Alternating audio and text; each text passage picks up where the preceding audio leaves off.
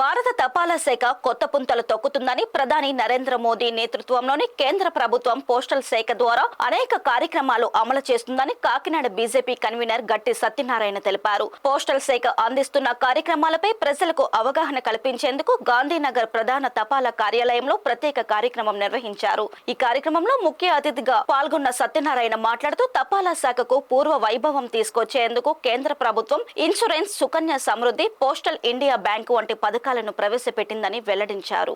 కార్యక్రమంలో పాల్గొన్న postal inspector yes Suryaprakash మాట్లాడుతూ పోస్ట్ ఆఫీస్ లో ఇన్సూరెన్స్ సౌకర్యాన్ని మెరుగుపరుస్తున్నామని తెలిపారు. పోస్టల్ డిపార్ట్మెంట్ సేవలను గ్రామీణ ప్రాంత ప్రజలకు అందుబాటులోకి తీసుకువచ్చేందుకు ప్రయత్నాలు జరుగుతున్నాయని, వాటిని సద్వినియోగం చేసుకోవాలని ప్రజలకు ఆయన విజ్ఞప్తి చేశారు. కార్యక్రమంలో తపాలా శాఖ inspector Suribabu, senior manager Raj Kumar, post assistant Ramarao తదితరులు పాల్గొన్నారు.